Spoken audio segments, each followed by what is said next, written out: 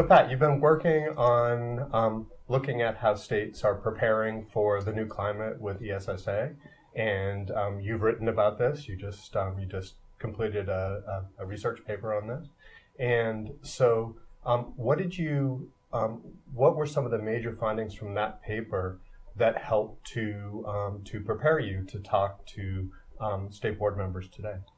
Well, I think, the concerns and the opportunities that emerge out of ESSA is, on the one hand, clearly states will have a lot more discretion and flexibility going forward to really come up with their own vision for education reform in their particular states and adapt that plan not only to their particular vision of education reform, but to their particular state circumstances. And indeed, that's really the rationale behind ESSA writ large. And states, as we heard today in interviewing these various board members from across the country, are taking advantage of that discretion and flexibility in different ways to do different things, much as we would have expected. They're approaching assessment, they're approaching accountability, they're approaching professional development, they're approaching implementation in very different ways. We also saw today, again, much to be expected, that there's quite a bit of debate still out in the field and in these states about what states should be doing and how. The consensus that they're trying to achieve as they deliberate their plans to submit to the federal government. Consensus is coming easier in some places than others, but in general is probably a tough thing to come by, particularly on that accountability piece.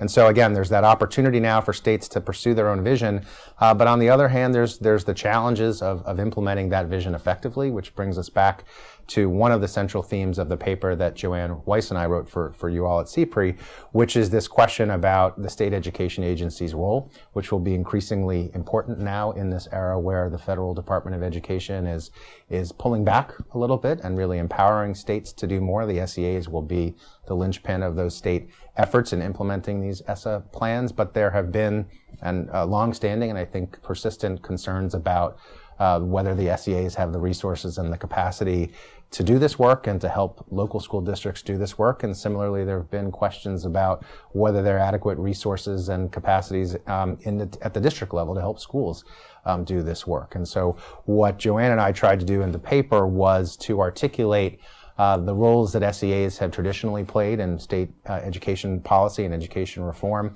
how those roles now are shifting in the ESSA era, and the kinds of challenges that states, state boards, and SEAs are likely to encounter as they do this work. Right.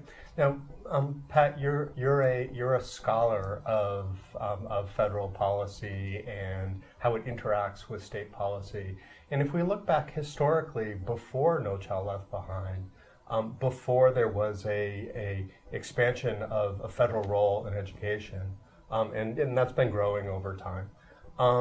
There was a sense that states needed some external accountability to make sure that they didn't slide into a system that might have been adequate for their state, but when you looked at a big national and international picture, those states weren't quite meeting a high expectation. And so what's going to play that role in the new environment? Well, if anyone's going to play that role, it really has to be the states now. In a sense, the states have to pick up the mantle of accountability from the federal government, as the federal government, to a certain degree, is putting it down. I mean, there still are significant requirements around assessment and some accountability and focus on the bottom 5% in ESSA that sort of carries over in some ways from No Child Left Behind. But really, the ball is in the court now of states, and what we are likely to see now post ESSA is somewhat a repeat of what we saw pre-NCLB, which is that in a system of federalism and devolution with 50 separate state education systems, 50 separate and unique visions of education and visions of accountability and commitment to equity, we're likely to see some states really pick up that ball and run with it and embrace, take on that accountability role and that pro-equity push, and really take it on with vigor and energy and commitment. And in other states, we're likely to not see that. But in any case, there will be clear variability in both the approach of states to education policy in the ESSA era, and clearly great variability in the effectiveness, I think, of states in the post-ESSA era, both in terms of driving the needle on overall school system performance, but then also on the separate piece around equity, which is trying to reduce these persistent socioeconomic and racial achievement gaps.